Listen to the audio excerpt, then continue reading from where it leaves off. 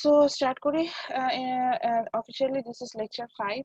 Next ক্লাসটা আমাদের যেটা আছে মানডেতে, মানডে মর্নিং এ, ওটা হচ্ছে গিয়ে আমি আগে থেকে বলে দিব যে আমি মর্নিং এ নিব না, ওটা আমি হয়তো একটু রিশিডিউল করে নিতে পারি নেক্সট মানডে ক্লাসটা। যদি দেখেন যে আমি আপনাদের নর্মাল টাইমে শিডিউল দিয়ে দিয়েছি, তাহলে তো হচ্ছে গিয়ে 8:30টাই হবে। আদারওয়াইজ আমি গুগল ক্লাসরুমে পোস্ট করে দিব, ওই ক্লাসটা হয়তো রিশিডিউল করে আমি সন্ধ্যা থেকে নিতে পারি, সন্ধ্যা 6টা থেকে 7:30, এই টাইমটাতে নিতে পারি নেক্সট উইকে।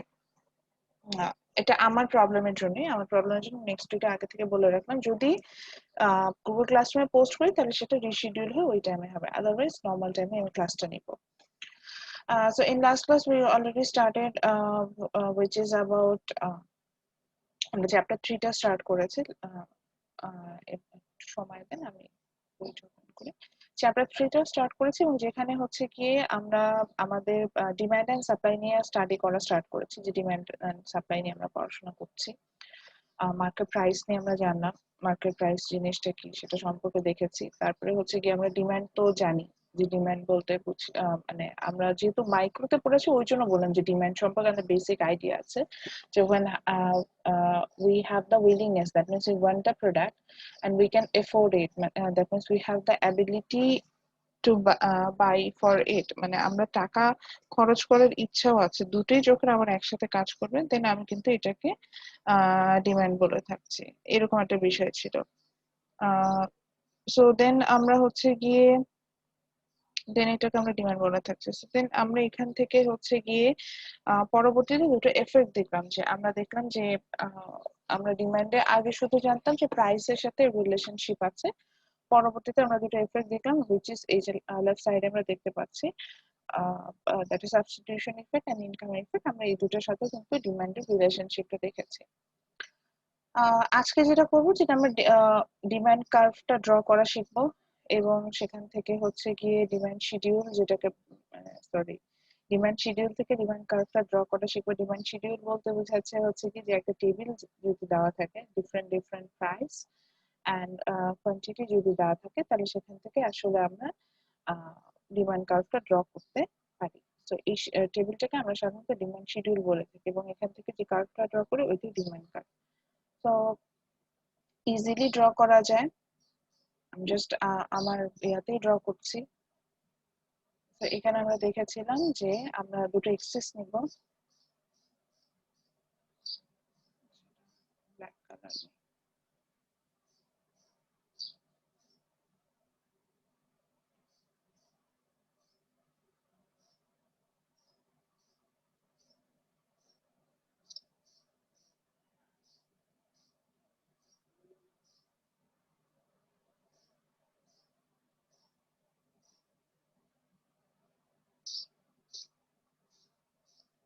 So as we know that is আমরা যদি x axis এ হচ্ছে গিয়ে তার কোয়ান্টিটি নেই,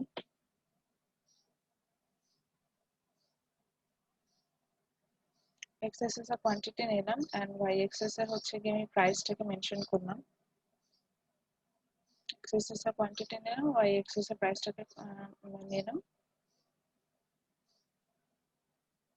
দেন আমি যদি এরকম একটা ডাউনওয়ার্ড স্লোপিং কার্ভ এঁকে ফেলি, তখন সেটাকে আমরা বলছি হচ্ছে গিয়ে ডিমান্ড কার্ভ। এবং এই ডাউনওয়ার্ড স্লোপ, এটাকে আমরা ডাউনওয়ার্ড স্লোপিং বলছি because it has negative relationship with price, which is proven by two effects, that is income effect and substitution effect. Income effect আমরা দেখতে পাচ্ছি যে when the income is high and there somehow ইনকামের সাথে ডিমান্ডের একটু relationship আছে। Income high থাকলে আমরা দেখা যায় যে ডিমান্ডটা কিন্তু হাই করছি, এবং সেক্ষেত্রে প্রাইসের বিষয়টাও আসে। আবার যখন সাবস্টিটিউশন এফেক্টে আমরা দেখতে পাচ্ছিলাম যে যদি প্রাইসটা হাই হয়ে যায়, তখন কিন্তু আমরা সাবস্টিটিউট করে ডিফারেন্ট প্রোডাক্টে চলে যাচ্ছি। সো আমার হাই প্রাইসে আমি কিন্তু সেই প্রোডাক্টটা পারচেস করছি না, এরকম একটা বিষয় কিন্তু চলে আসলো। তো আমরা যেমন যদি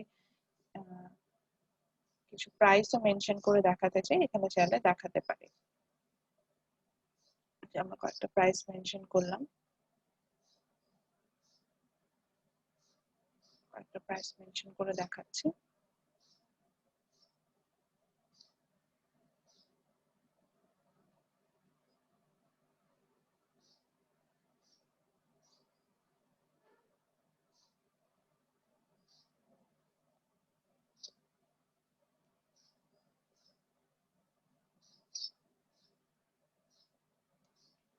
এখানে আমরা দেখতে পাচ্ছি যে at higher price, like আমি ধরে নিলাম যে এখানে হচ্ছে প্রাইসটা ছিল $10,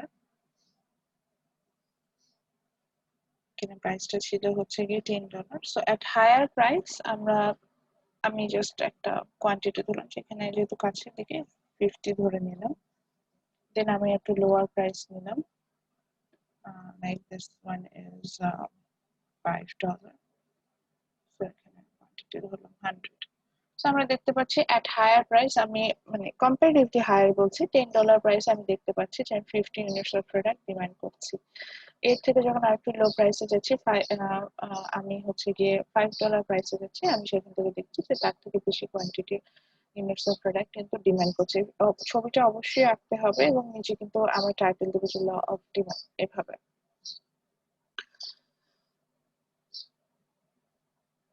সো যেটা বোঝাতে চাচ্ছিলাম যে ডিমান্ড কার্ভটা সবসময় এরকম ডাউনওয়ার্ড স্লোপিং হবে, এবং এটা ডিমান্ড কার্ভ কেন ডাউনওয়ার্ড স্লোপিং সেটার অ্যান্সারটা আমরা পেয়েছি যে দুটো এফেক্ট দিয়ে এটা ব্যাখ্যা করা যায়, যে substitution effect and income effect. এবং ডাউনওয়ার্ড স্লোপিং কার্ভ দ্বারা এটাই বোঝায় যে it has negative relationship with the variable in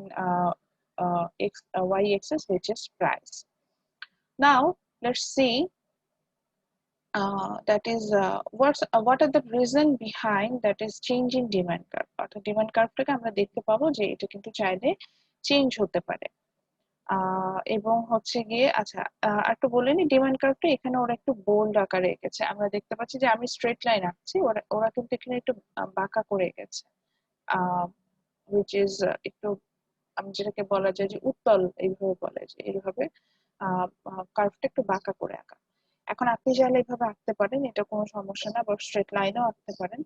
আমি জাস্ট আমার যেহেতু আমি হোয়াইট বোর্ডে আঁকছি না, আমি হচ্ছে গিয়ে ল্যাপটপে ড্র করছি, আমার জন্য স্ট্রেট লাইন আঁকাটা সুবিধা ছিল, আমি এই জন্য একটু বাঁকা করিনি। আপনি চাইলে এরকম একটু বাঁকা করে নিতে পারেন, কিন্তু যেভাবেই নেন না কেন আমি সবসময় কিন্তু নেগেটিভ রিলেশনশিপই পাবো, which is like I mean when I point out E point here at $2.5 price the demand is only 5 units of product.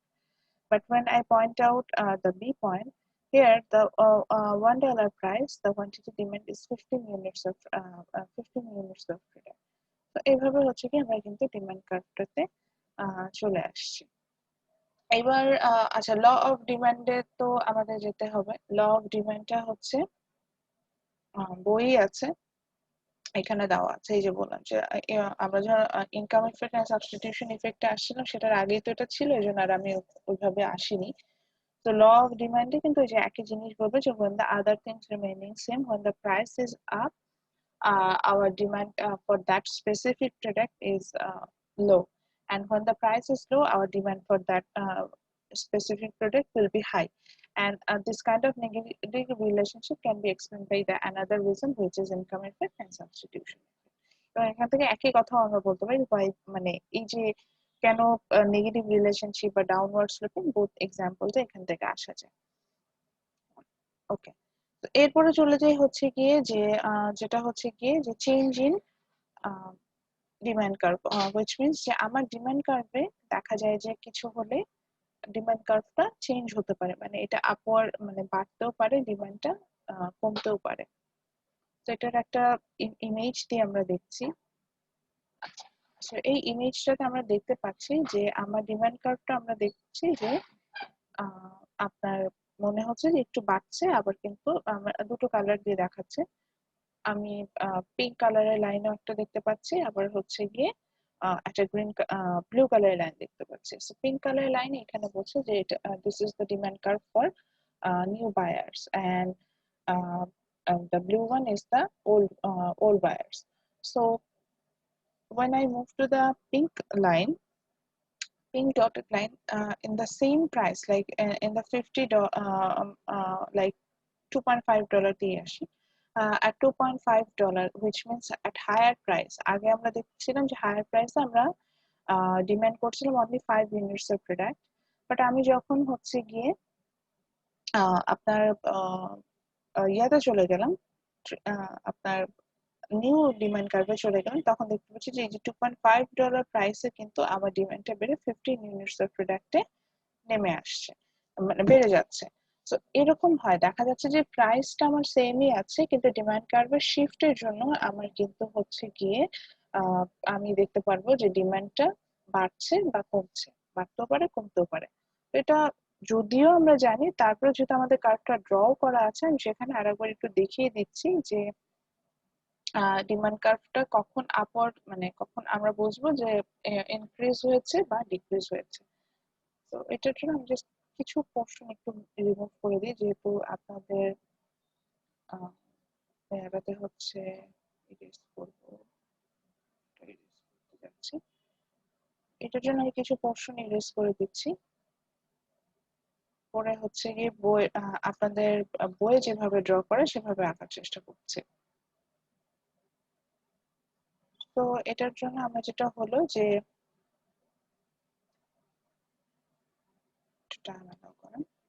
আমরা চাইলে কিন্তু, আমি যেটা বলছিলাম যে আমার যে স্ট্রেট লাইনে ড্র করতে হবে এমন কোনো কথা নেই, আমি চাইলে এরকম পাকা দুটো লাইনও ড্র করে নিতে পারি এবং সেখান থেকেও কিন্তু আমরা আমাদের ডিমান্ড কার্ভটা দেখাতে পারি। সো আমি এখানে চেষ্টা করছি যে তিনটা কার্ভ গুলো যখন আমরা একটু মানে ওভাল শেপে আঁকবো, তখন আমরা চেষ্টা করব যে সেম টাইপের শেপটা যাতে থাকে। আমি চেষ্টা করছি সেম টাইপের শেপ রাখতে।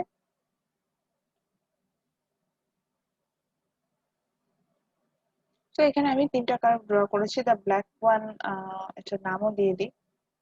তো তিনটা কার্ভ ড্র করেছি।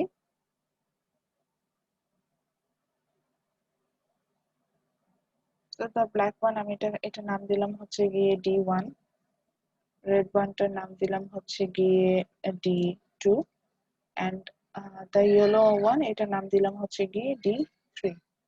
তো তিনটা কার্ভ ড্র করেছি এবং একটা সেম প্রাইস লেভেল আমি ধরে নিলাম। So at same price level আমি একটা সেম প্রাইস লেভেলও ধরে নিলাম। আমি দেখতে পাচ্ছি এই সেম প্রাইস লেভেলে আমার তিনটে ডিমান্ড কার্ভে কিন্তু তিনটা পয়েন্টে পাস করে গেছে। সাপোজ আমি পয়েন্ট গুলোর নাম নিয়ে নিচ্ছি। পয়েন্ট গুলো নিচ্ছি হচ্ছে গিয়ে, একটা নাম নিলাম A, স্মল লেটার নিলাম, কিন্তু একটা নাম নিলাম হচ্ছে B, একটা নেম নিলাম হচ্ছে C। এখন স্মল লেটার আমরা কখনো স্মল লেটার নিয়ে কাজ করিনি, কিন্তু এটাই দেখাতে চাচ্ছি যে আমরা চাইলে কিন্তু স্মল লেটার দিয়েও কাজ করতে পারি। ওকে, সো তিনটা পয়েন্ট নিলাম এবং ঠিক একই ভাবে তিনটা পয়েন্টে আমি কোয়ান্টিটিটাও বের করে নিচ্ছি। তো D1 থেকে আমি কোয়ান্টিটি বের করে নিলাম,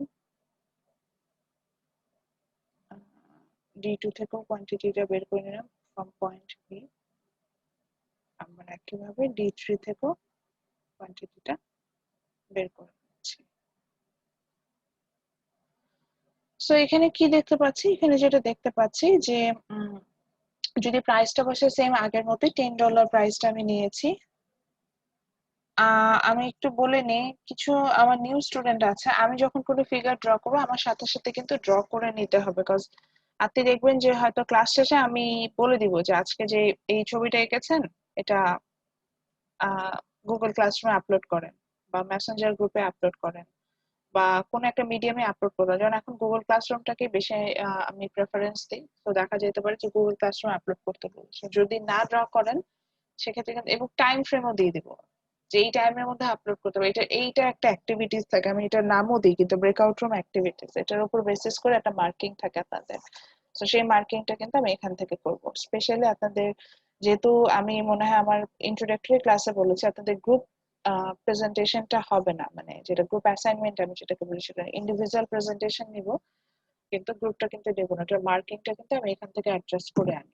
তো এই জন্য বলে দিলাম ক্লাস পারফরমেন্সের ব্যাপারে একটু কেয়ারফুল থাকবেন, এটাকে আমি বলি ক্লাস পারফরমেন্স। ওকে, সো আমরা যেটা দেখছিলাম যে $10 প্রাইসে আমি এই সেম প্রাইস লেভেলে যখন আমি তিনটা ডিফারেন্ট ডিমান্ড কার্ভে যাচ্ছি, D1, D2 and D3 তে। For D1 the quantity demand is 20 units of product, for D2 the quantity demand is 40 units of product, and for D3 the quantity demand is 80 units of product, which means আমি যদি right সাইডে যাই, মানে ডান সাইডে যদি যাই, এরকম মনে হচ্ছে না? রাইট ওয়ার্ডে যদি যাই, যেখান থেকে আমি এ থেকে বি তে যাই বা সরি D1 থেকে D2 তে যাই বা D2 থেকে D3 তে যাই, মানে ডান সাইডে যদি যাই, আমার মনে হচ্ছে না যে ডিমান্ডটা বাড়ছে? যত কথা বলতে হবে। বুঝতে পারেননি বিষয়টা? ডান সাইডে গেলে কি ডিমান্ডটা বাড়ছে মনে হচ্ছে না? যে ডান সাইডে আমি যদি যাচ্ছি জি ম্যাম, সেম ডিমান্ড প্রাইসে, বাড়তেছে। ঠিক একইভাবে যদি আমি লেফট সাইডে আসি, আমি উল্টো আসলাম যে সেম প্রাইসে আমি যদি লেফট সাইডে আসছি, মানে আমি বোঝাতে চাচ্ছিলাম যে আমি ডান সাইডে যাচ্ছি। কোনোভাবে যদি আমি ডান সাইডে যাই, আমার মনে হচ্ছে না যে ডিমান্ডটা বাড়ছে। বা আমি যদি লেফট সাইডে আসি, এবার উল্টো আসছি, যে লেফট সাইডে আসা শুরু করছি। লেফট সাইডে যখন আমি আসা শুরু করছি, খেয়াল করে দেখেন তো, ঠিক একইভাবে সেম প্রাইসে আমার ডিমান্ডটাকে মনে হচ্ছে না কমে যাচ্ছে। সেম প্রাইসে কিন্তু আমার মনে হচ্ছে যে ডিমান্ডটা ফল করছে। সো আমি যখন লেফট সাইডে মুভ করব, তখন কিন্তু আমার সেম প্রাইসে ডিমান্ডটা ফল, মানে রাইট ওয়ার্ডে কোয়ান্টিটি করা। হ্যাঁ, বলেন মহেমেন। ম্যাম কোয়ান্টিটি কমে আসতেছে মানে বাম পাশে যাওয়ার কারণে। হ্যাঁ, কোয়ান্টিটি কমে আসছে ঠিকই। সো আমি যখনই হ্যাঁ লেফট রাইট সাইডে যাব, which means there is increase in demand, বাড়ছে। এন্ড যখন রাইট সাইডে লেফট সাইডে আসবো, তখন বুঝবো there is decrease in demand. মানে ডান দিকে গেলে আমি বুঝবো যে যে পিঙ্ক কালারের অ্যারো গুলো দিয়ে বুঝিয়েছে যে এখানে ইনক্রিজ হচ্ছে, বাড়ছে, সেম প্রাইসে আমার ডিমান্ডটা বাড়ছে। আবার ব্লু কালারের অ্যারোটা দিয়ে বুঝাচ্ছি যে ডিক্রিজ ইন ডিমান্ড, সেম প্রাইসে আমার কিন্তু ডিমান্ড গুলো ডিমান্ড কমে যাচ্ছে। এখন আপনার এই যে এখন আমাদের মনে প্রশ্ন আসে যে কেন ম্যাডাম সেম প্রাইসে, প্রাইস লেভেল সেম আছে, আমরা তো জানি হাই প্রাইসে উল্টা আমার ডিমান্ড কমে যাবে, আর লো প্রাইসে আমার ডিমান্ড বাড়বে, কিন্তু এখানে প্রাইসের কিছুই হলো না, কিন্তু আমার ডিমান্ড বাড়লো। আবার এখানে প্রাইসের কিছু হলো না, এখানে আমার উল্টো আসলো, আমার ডিমান্ড কমে গেল। কেন হলো, এই রিজন গুলো আমরা কিন্তু এখন দেখবো। সো রিজন গুলোর মধ্যে আমরা যেটা প্রথম যে রিজনটা পাই, দ্যাট ইজ ইনকাম, যেটা আমরা অলরেডি পড়েছি। তো এখানে বই যেভাবে হচ্ছে গিয়ে আগাচ্ছে, আমরা সেভাবে যাব।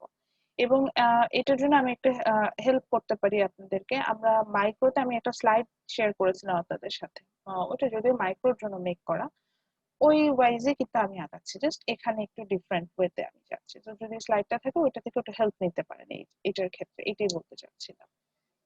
তো এখানে হচ্ছে কি আমরা দেখতে পেলাম যে এখানে লেফট সাইডে হচ্ছে কি এক্সপ্লানেশন করেছে ডক্টর। পার্কিনের বইটা আমি ফলো করি না, এইটা একটা কারণ, সেটা আগে ম্যানকির বই ফলো করতাম, ম্যানকি একটু শর্টকাটে লেখে, পার্কিন খুব বেশি এলাবোরেটলি লেখে। কিন্তু এটা আবার স্টুডেন্টদের জন্য ইজি, ইজি টু আন্ডারস্ট্যান্ড, এরকম একটা বিষয় হয়ে যায়। টিচার এর থেকে আমাকে যদি বলে, আমার একটা শর্টকাট পছন্দ, যে এত কিছু দরকার কি আছে। তো এই কারণে হচ্ছে গিয়ে আমরা কি বলা যায় যে আপনার ইয়াটাতে ছিলাম। তো এখানে হচ্ছে লেফট সাইডে আমরা যেটা দেখবো, যে ওখানে উনি এক্সপ্লেন করেছেন কারণগুলো, মানে এই পুরো কার্ভটা এক্সপ্লেন করেছেন। আমরা রাইট সাইডে চলেছি, যেখানে রিজন গুলো নিয়ে উনি কথা বলেছেন, যে what are the reason behind, এই যে বলছে being change in demand curve. So the first one is price in the related goods. So price in the related goods এ যদি যে একটু মনে করে দেখেন তো, price in the related goods এ কি ছিল?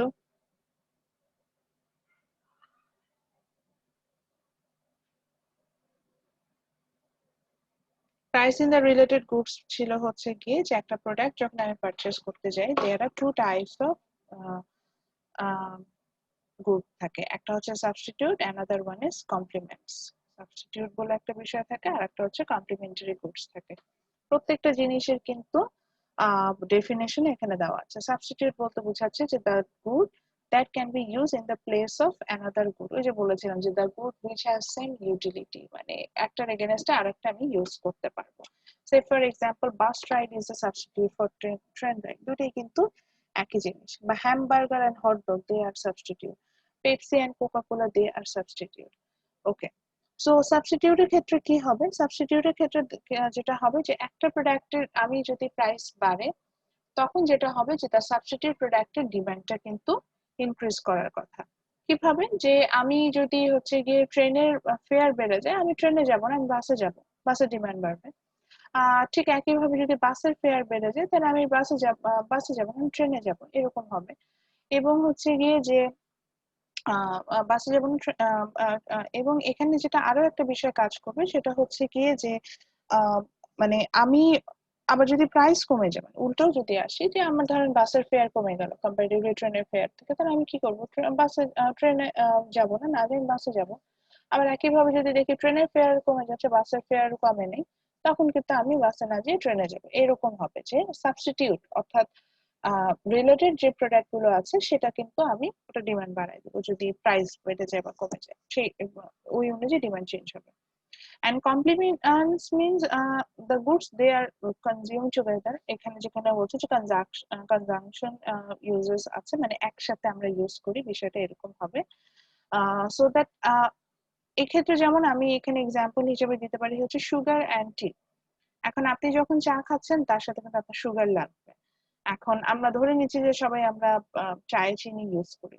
সো সুগার যদি দাম বেড়ে যায়, সরি টি ব্যাগস এর যদি দাম বেড়ে যায়, তাহলে কিন্তু আমরা হচ্ছে গিয়ে অবভিয়াসলি টি ব্যাগস এর দাম বাড়া মানে হচ্ছে গিয়ে আমি অবশ্যই চা কম খাবো।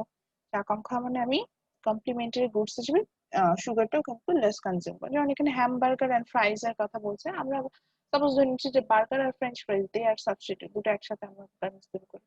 তো যদি বার্গারের প্রাইস পড়ে, আমরা অবভিয়াসলি বার্গারও খাবো না, তার সাথে কিন্তু ফ্রেঞ্চ ফ্রাইজও খাবো না, দুটো সাবস্টিটিউট, দুটোরই কিন্তু আমার মানে কমপ্লিমেন্টারি গুডস হিসেবে এখানে কিন্তু ডিমান্ডটা কমে যাবে।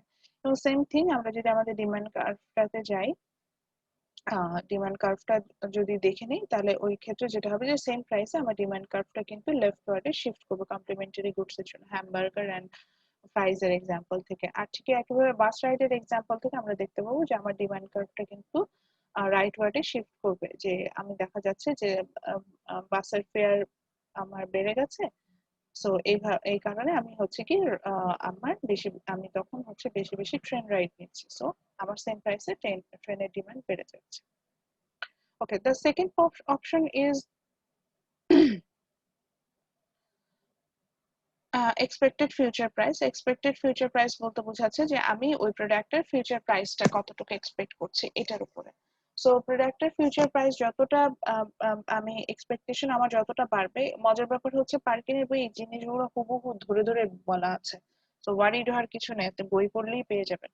সো এক্সপেক্টেড ফিউচার প্রাইস এটাই বলছে যে আমি যদি ধরে নিই যে ইন ফিউচার আমার প্রোডাক্টের প্রাইসটা বাড়তে পারে, সেক্ষেত্রে আমি কিন্তু প্রেজেন্টে মানে বর্তমান কালে প্রোডাক্টটা বেশি স্টোর করব, মানে বর্তমান কালে এটা কিন্তু ডিমান্ডটা বেড়ে যাবে, এটাই কিন্তু বলেছে পিপল, মানে পিপল যে প্রেজেন্ট এটা স্টোর করে। যেমন আমি যদি ধরে নিই যে after 3 month the price of rice will be high, তখন কিন্তু আমরা প্রেজেন্টে ওটা প্রাইস রাইসটা কিন্তু বেশি স্টোর করে রাখবো। যেমন আমি যখন মাইক্রো ক্লাস নিচ্ছিলাম তখন আমাদের দেশে কেমন ফ্লাডটা আসছিল, তো আমি কিন্তু বারবার বলছিলাম যে চালের দাম কিন্তু বাড়তে পারে। সো চালের দাম যেহেতু বাড়তে পারে, দেখবেন যে আমাদের প্যারেন্টসরা সবাই চাল কিনে রেখে দিবে। এখন কিন্তু চালের দাম কম্পারেটিভলি আগের তুলনায় হাই।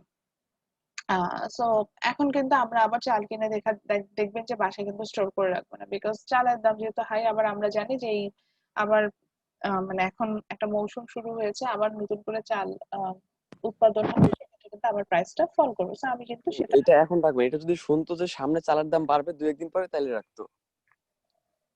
হ্যাঁ, ওটাই তো বলতে চাচ্ছি, মানে এক্সপেক্টেড ফিউচার প্রাইসটা যদি আমি মনে করি যে আমার এক্সপেক্টেড মানে ফিউচার প্রাইসটা বাড়বে, তখন আমরা কিন্তু প্রেজেন্টে ডিমান্ডটা বাড়াই দিব। আবার এক মানে অর্থাৎ প্রাইস যাই হোক না কেন আমার ডিমান্ড কার্ভটা আপওয়ার্ড শিফট করবে বা বাড়বে। আবার ঠিক একইভাবে যদি আমি জানি যে এক্সপেক্টেড ফিউচার প্রাইস কমে যাবে, তাহলে আমরা কিন্তু প্রেজেন্টে ডিমান্ডটা কমাই দিব। যেমন ধরেন আলুর ক্ষেত্রে বলি, আমরা আলুর দাম যদিও দেখছে বেশি, আমরা কিন্তু কেউই বেশি বেশি আলু কনজিউম করছে না, উল্টা আলু মানে কম কনজিউম করছে। কারণ আমি জানি যে আলুর দাম এখন বেশি হলে কি জাস্ট কিছুদিনের মধ্যে বাজারে নতুন আলু আসবে, তখন কিন্তু প্রাইস অটোমেটিক্যালি ফল করবে। সো আমি এখন বেশি আলু কিনবো না। So expected future price is the another reason, এটি আসছে না। ওকে, দেন ইনকামের ক্ষেত্রে আসি। ইনকাম ঠিক একইভাবে, যে income obviously influence the demand. So এক্ষেত্রে যেটা হবে যে দুই ধরনের গুডস আমরা পাবো, normal goods and inferior goods. So normal goods এর ক্ষেত্রে এমন একটা গুডস যে যখন ডিমান্ড বাড়ে এই মানে ইনকাম বাড়ে, এই ধরনের গুডস এর ডিমান্ডও বাড়ে, they are normal goods. And inferior goods হচ্ছে কি যে ধরনের গুডস এর ক্ষেত্রে এগুলো সবে, যে আমি কিন্তু এই জন্য মার্ক করে দেখাচ্ছি স্পটলাইট দিয়ে যে কোথায় আছে ব্যাখ্যাগুলো। ঠিক একইভাবে ইনফেরিয়র গুডস, এখানে যেটা হচ্ছে যে যখন ইনকাম আমার বাড়ে তখন হচ্ছে এই ধরনের গুডস এর ডিমান্ড কমে যায়।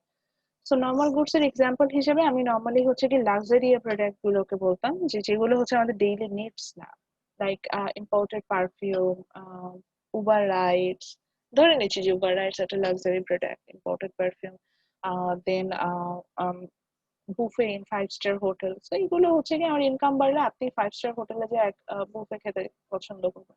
আপনার ইনকাম কম, আপনি কিন্তু নরমাল রেস্টুরেন্টে যে খাওয়া দাওয়া করবেন। বিষয়টা এরকম যে এখানে ইনকাম বাড়লে আমাদের ডিমান্ড বাড়ছে, ইনকাম কমলে ডিমান্ড কমে যাচ্ছে। ঠিক একইভাবে ইনফেরিয়র গুডস এর ক্ষেত্রে যেটা হয় যে এই ধরনের গুডস এর ক্ষেত্রে আমার ইনকাম বাড়লে উল্টা হচ্ছে গিয়ে ওই ধরনের গুডস এর ডিমান্ড কমে যায়। যেমন এক্ষেত্রে আমি বাস রাইডের কথা বলতে পারি যে আমরা যখন আমাদের ইনকাম খুব কম থাকবে আমরা কি করবো, আমরা কিন্তু বাসে চড়ি। যখন ইনকাম একটু বাড়া শুরু করে তখন আমরা কি করি, বাসের এগেনস্টে আমরা উবারে যাওয়া শুরু করি। তার মানে কি বাসের ডিমান্ড কমে গেল, আরো একটু যদি ইনকাম বাড়ে তখন কিন্তু আমরা বাসে না যেয়ে উবারেও যাব না, না যেয়ে নিজেই পার্সোনাল কার পারচেস করে নেব। তার মানে আমি বাস রাইডটা আরো কমিয়ে দিলাম। তাহলে যদি বাস রাইডের ডিমান্ডটাকে আমি চিন্তা করি ইনকামের সাথে, ইনফেরিয়র গুড, যেটা কিনা আমার আমার ডিমান্ড বাড়ার সাথে সাথে ইনকামটা কিন্তু কমে যাচ্ছে। সরি উল্টা বলছি, ইনকাম বাড়ার সাথে সাথে ডিমান্ডটা কিন্তু কমে যাচ্ছে। আচ্ছা, আরেকটা পয়েন্ট যেটা আমরা আগে পড়ে আসি, which is expected future income and credit। আপনার ফিউচারে কি ইনকাম হবে, ওকে, বা আপনার ফিউচারে ক্রেডিট মানে আপনার ব্যালেন্স, ব্যাংক ব্যালেন্স কেমন হবে, এটা তো আমরা একটা এক্সপেকটেশন রাখতে পারি, কিছু হলেও এক্সপেকটেশন আমরা রাখতে পারি। তো সেটার উপর ডিপেন্ড করেও কিন্তু আপনার ডিমান্ডটা ডিপেন্ড করবে। যে ধরেন অ্যাজ এ সেলস পারসন আপনি জানেন যে সাপোজ আপনি উইন্টার ওয়্যার সেল করেন, কোট এগুলো সেল করেন, তো আপনি জানেন যে উইন্টারে আপনার সেল কিন্তু বাড়বে, হুইচ মিনস আপনার ইনকাম বাড়বে।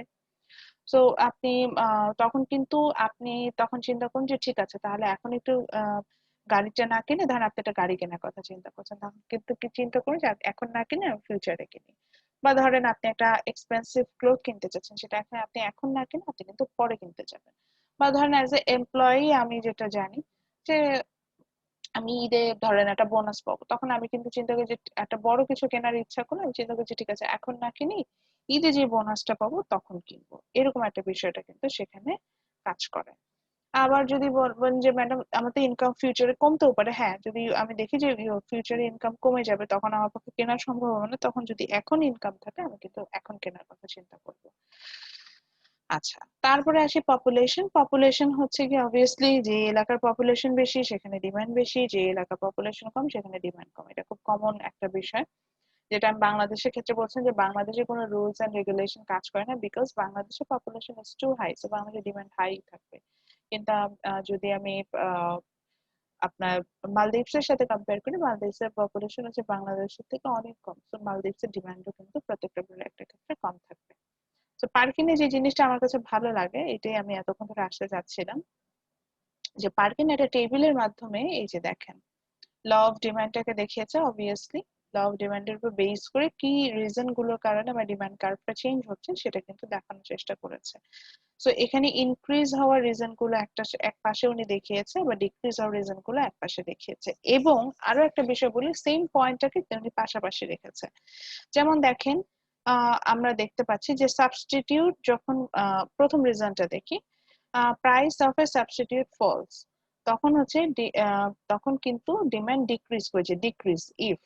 আচ্ছা, সাবস্টিটিউট ফলস মানে প্রাইস অফ সাবস্টিটিউট ফলস মানে হচ্ছে আমি যদি দেখি যে আমার সাবস্টিটিউট প্রোডাক্টের প্রাইস কমে যাচ্ছে, যে আমি দেখলাম যে পেপসির দাম কমে যাচ্ছে, তাহলে আমি যদি কোকা কোলা দিয়ে কম্পেয়ার করি, পেপসির দাম কমা কমা মানে হচ্ছে কোকা কোলা কেউ কিনবে না, কোকা কোলার ডিমান্ড অটোমেটিক্যালি ফল করবে। আবার আচ্ছা একই সাথে দেখেন লিখলো কি the price of a substitute rises, তখন ইনকাম কিন্তু ইনক্রিজ করে যায়, ইনক্রিজ ইফ। সো একইভাবে আমি যদি কোকা কোলা আর পেপসি নিয়ে তো এক্সাম্পল দিচ্ছিলাম, ঠিক একইভাবে যদি কোকা কোলার দামটা বেড়ে যায় তখন কিন্তু আমি আবার পেপসি বেশি বেশি কিনবো, কারণ আমার পেপসির দামটা অ্যাজ ইট ইজ আছে, সো কোকা কোলার প্রাইস বাড়ার সাথে সাথে আমি কিন্তু পেপসিতে সাবস্টিটিউট করে যাব। সো একইভাবে কমপ্লিমেন্টারি গুডস এর ক্ষেত্রে বলেছে যে ধরেন পেপসির কমপ্লিমেন্টারি গুডস কি হতে পারে, পেপসির কমপ্লিমেন্টারি গুডস আমি ধরে নিলাম হচ্ছে কি ফ্রাইস বা স্ন্যাক্স। সো এখানে বলছে যে price of a complementary rises, এখন আমি দেখলাম যে আমি পেপসির সাথে যে স্ন্যাক্স গুলো কনজিউম করি সেগুলোর প্রাইস বেড়ে গেল, তাহলে কিন্তু আমি পেপসি ডিমান্ড কমাবো, কারণ আমি ওগুলোই খাচ্ছি না, তাহলে আমি পেপসি কি খাবো। ঠিক একইভাবে যদি স্ন্যাক্স গুলোর দাম কমে যায় তখন কিন্তু আমি পেপসি খাওয়া বাড়িয়ে দিব। তো the price of a complementary falls, তখন আমি কিন্তু আমার পেপসি ডিমান্ডও বাড়বে। আচ্ছা, তারপরে বলছে দেখেন এক্সপেক্টেড ফিউচার প্রাইস। এখানে এখানে এনার্জি বার নিয়ে কথা বলেছে, এই জন্য এটার এক্সাম্পল আছে। এনার্জি বার মানে হচ্ছে chocolate, kind of chocolate. So যদি আমি জানি যে আমার ফিউচারে এক্সপেক্ট এনার্জি বার ওগুলোর প্রাইস আমার কমে যাবে, তখন কিন্তু আমি প্রেজেন্টে এটা ডিমান্ড কমাই দিব। আবার যদি জানি ফিউচারে আমার এই চকলেট গুলোর দাম বেড়ে যাবে, তাহলে আমি কিন্তু প্রেজেন্টে ডিমান্ড বাড়াই দিব। আচ্ছা, আমার ইনকাম এনার্জি বার মানে চকলেট যেহেতু, সো চকলেট এটা কি ধরনের গুডস হওয়ার কথা? এটা আমার আসলে কিন্তু ডেইলি নেসেসারিজ এর মধ্যে পড়ে না। এটা একটা কাইন্ড অফ লাক্সারি প্রোডাক্ট, যে আমার না পারচেস করলেও না, কিন্তু আমি এখানে এটা পারচেস করছি। সো সেই ক্ষেত্রে হচ্ছে গিয়ে আমি এটাকে লাক্সারি প্রোডাক্ট হিসেবে নিচ্ছি। তো এই কারণে এটা যেহেতু নর্মাল গুডস, সো ইনকাম ফল করলে আমার এই ধরনের প্রোডাক্টের ডিমান্ডও ফল করবে। এই জন্যই দেখা যায় যে ইনকাম ফলস তো মাই এই যে ডিমান্ড ইনক্রিজ, মানে ডিমান্ড ডিক্রিজ, সরি। ঠিক একইভাবে যখন ইনকাম বাড়বে তখন আমি বেশি বেশি চকলেট কিনবো, সো আমার ইনকাম ইনক্রিজেস। সো একইভাবে প্রত্যেকটা রিজন নিয়ে কিন্তু এখানে কিন্তু এক্সপ্লেন করা আছে। তো এটাই বললাম যে আমরা হয়তো, আমি দেখবেন যে বলছিলাম যে এটার একটা পয়েন্ট আউট করা আছে, তো এখান থেকে কিন্তু আমরা এখানে এক্সপ্লেনেশন দিয়েছে। এবং এখানে একটা মজার জিনিস দেখেন, নিচে কিন্তু আবার বলে দিয়েছে an energy bar is a normal good. Normal good কেন বললাম? এই যে বললাম যে এটা কিন্তু ডেইলি নেসেসারিজ না, যে এমন না যে এটা কনজিউম রাখছে। ইনকামের সাথে একটা রিলেটেড, ইনকাম বাড়লে এই ধরনের গুডস আমরা বেশি পারচেস করবো, এরকম একটা বিষয় থাকবে। ওকে, দেন there is an important point, which is the change in quantity demand versus a change in demand. এটা আমি মাইক্রোতে পড়াই না, এটা সাধারণত ম্যাক্রোতে পড়াই। এটার জন্য এখানে একটু কথা বলতে চাচ্ছিলাম। এর জন্য আমি একটু ইমেজটা একটু জুম ইন করব, পরে হচ্ছে কি আমি একটু দেখাবো।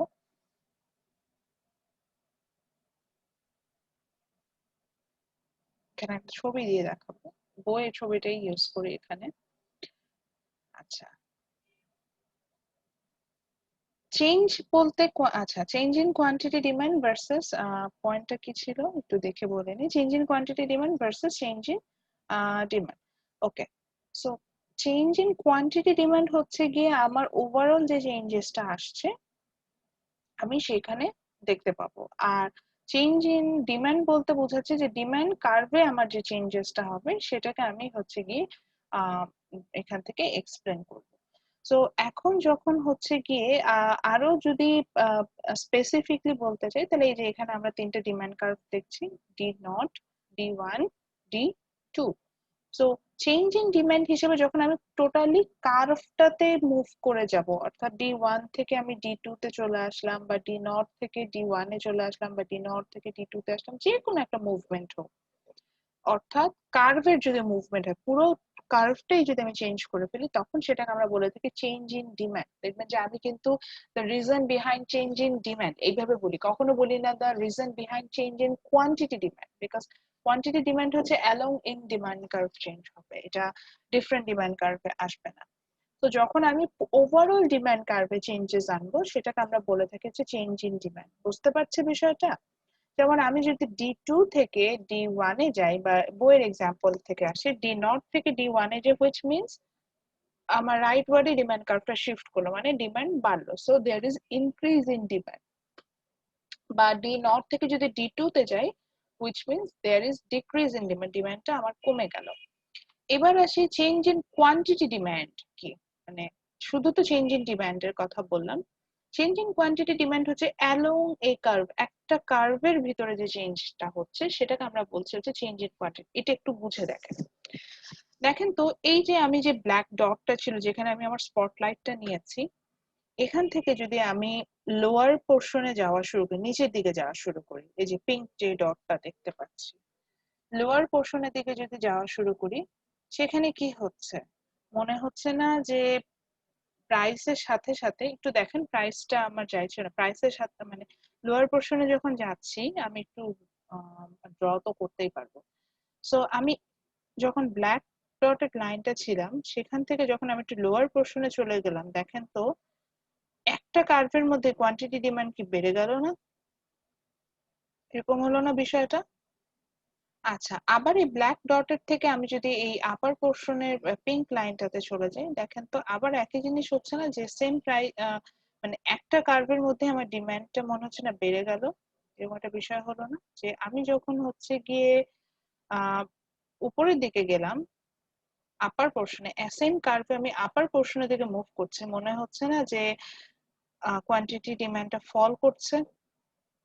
আবার ঠিক একই কার্ভের আমি যদি লোয়ার পোর্শনে যখন যাচ্ছি তখন মনে হচ্ছে না যে কোয়ান্টিটি ডিমান্ডটা ইনক্রিজ করছে, বাড়ছে?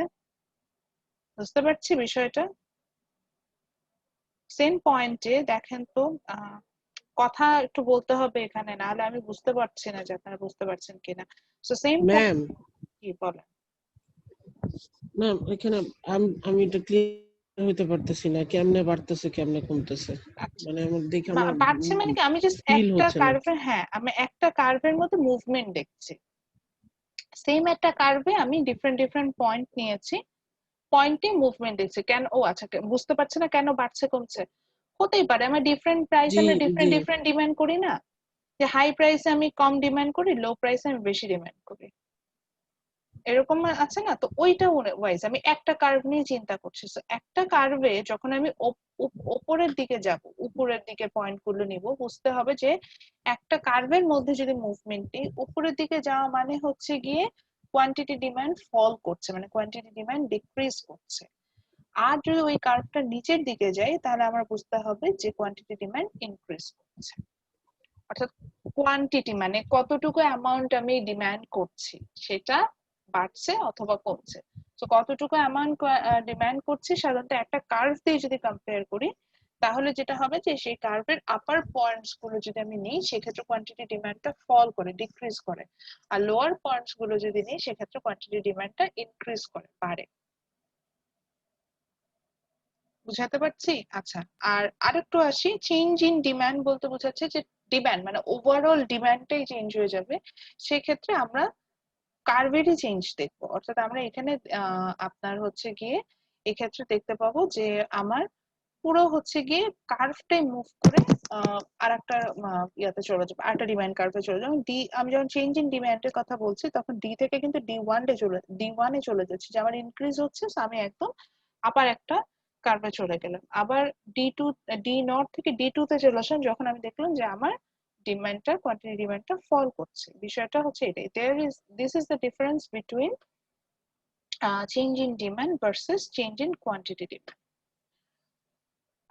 সো আবারও বলছি, কোয়ান্টিটি ডিমান্ড হলে হচ্ছে গিয়ে অ্যালং এ কার্ভ চেঞ্জেসটা হবে, একটা কার্ভের মধ্যে পরিবর্তন হবে, অর্থাৎ আমি কতটুকু পরিমাণ প্রোডাক্ট কিনবো সেটা চেঞ্জেসটা আমি একটা চেঞ্জ ইন কোয়ান্টিটি ডিমান্ড দিয়ে দেখাবো।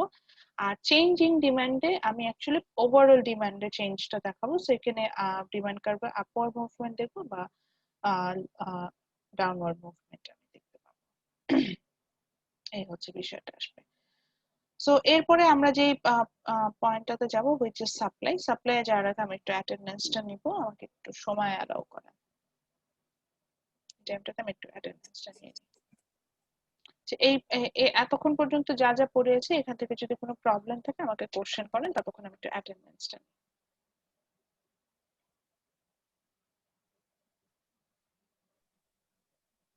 কারো কোনো কোশ্চেন আছে? হ্যালো, কেউ কোনো কথা বলে না, সবাই কি ঘুমায় যাচ্ছেন? No ma'am. এত বোরিং ক্লাস তো আসলে নিচ্ছি, আমার এত বোরিং, মানে আপনার না কথা না বলে আমার খুব মনটা খারাপ হয়, যে মানে কি আহারে এত বোরিং ক্লাস নিচ্ছি যে ঘুমিয়ে যাচ্ছে। না ম্যাম, আপনার কথা শুনছিলাম ম্যাম। Boring class? আপনার ক্লাস বোরিং? না না, আরে ম্যাম এই কি এই বললেন এটা? এইটা এইটা বলতে হবে না, আমার ক্লাস বোরিং হতেই পারে। তো এখন না ম্যাম, আপনার ক্লাস বোরিং তো লাগেই না ম্যাম। তো ওইটা বলতে পারেন, কিন্তু যদি কোনো কারণে, আমি কিন্তু বারবার প্রশ্ন করি যে না বুঝলে প্লিজ আমাকে বলবেন, এটা যদি যখন ওই জি ম্যাম। কথাবার্তাও বলেন না তখন হচ্ছে কি আমার কাছে মনে হয় যে এই যে যেমন মোহাইমিন একটু আগে কথা বলো তখন আমি বুঝলাম যে হ্যাঁ ঠিক আছে, এখানে একটু ঝামেলা হয়েছে, বুঝতে পারি নাই। আচ্ছা, please response to your attendance. Sanjana Shahid. Yes, ma'am. ইয়া, আচ্ছা আপনাকে তো সবসময় শাহিদ বলি, আই নো শহীদ, বাট এটার স্পেলিংটা আমার কাছে মানে SHA তো জি জি উচ্চারণটা আসে হচ্ছে শাহিদের মতো, কারণ আমরা কিন্তু বলি শাহিদ কাপুর, বিকজ নামের স্পেলিংটা যেটা ওটা থেকে এরকম উচ্চারণ হয়। বাংলা উচ্চারণ হচ্ছে শহীদ কাপুর, কিন্তু আপনি ইংলিশটা দেখে উচ্চারণ করলে এটা হয়ে যাবে শাহিদ কাপুর, ওরকম আসে, ওই জন্য বললাম। জি আচ্ছা, ফেরদৌস খান তানিম ছিলেন না ইয়েস ম্যাম। ক্লাসে? আচ্ছা, কাজী মোরসেলিন হৃদয়, কাজী মোরসেলিন হৃদয়, মোহাম্মদ মোরসেলিন পিয়াল, মেহেদি হাসান, মেহেদি হাসান লাস্টে 50, কাজী মোহাইমিনুল ইসলাম আছেন তো, yes Mohammad ma'am, yes Nafisa ma'am. Nawal, Nafisa Nawal. আচ্ছা, কেউ যদি নেটওয়ার্কের কারণে ফল করেন একটু কাইন্ডলি ব্যাচ ক্লাসমেটদের বলে যাবেন যাতে আমাকে একটু জানাই যেতে পারে। মোহাম্মদ জাহিদুল ইসলাম, মোহাম্মদ জাহিদুল ইসলাম, ওকে। মোহাম্মদ মুস্তাফিজুর রহমান, নাইমুর রহমান ম্যাম আমি তৌসিফ। Yes ma'am. আচ্ছা, যারা মিসিং করে দিচ্ছেন আমি ক্রস চেক করবো অ্যাটেন্ডেন্স শেষে, তখন আবার বলবেন। মোহাম্মদ মেহেদি হাসান লাস্টে 20, 18320, ওকে। মোহাম্মদ রাহুল ইমরান, মোহাম্মদ মাহমুদ, মাহমুদ আজকে ক্লাসে নাই, উনি তো সবসময় থাকেন। মোহাম্মদ ইয়াসিন পাঠান,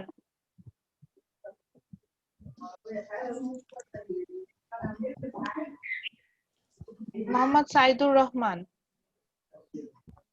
Abdul Aziz, yes ma'am. Abdul Hakim, sorry sorry sorry sorry, Abdul Hakim, Tashfiq present Ahmed, ma'am. Ma'am Saidur Rahman. Saidur Rahman আছেন, ওকে।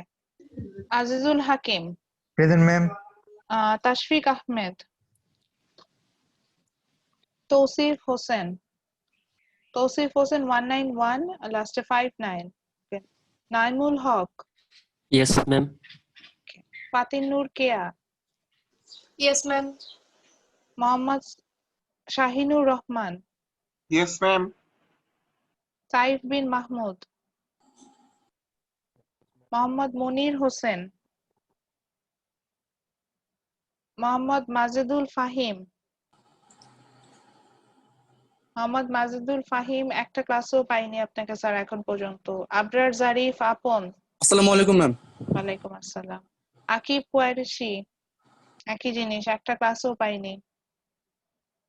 রাসেল শেখ, সায়েদা তাবাসসুম শুম্পা। Yes ma'am. তো এখন কারোর অ্যাটেন্ডেন্স মিস হয়ে গিয়েছে, লাইক আমি রোল কল করিনি অথবা হচ্ছে গিয়ে দিতে পারেননি, মনে হচ্ছে অন টাইম, এমন কেউ আছেন? ম্যাম আমারটা কি আছে? হ্যাঁ, মোহাইমেনেরটা দিয়েছি, আইডিটা বলেন যার কনফিউশন আছে। যে মোহাইমেনেরটা পেয়েছেন, হ্যাঁ মোহাইমেনেরটা হয়েছে। আর কারো কনফিউশন? জি জি জি জি জি স্যার, আইডিটা বলেন।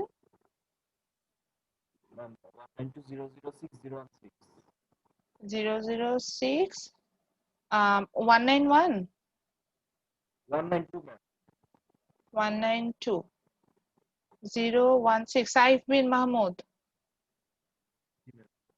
হ্যাঁ দিয়েছি। মনির আছেন 22?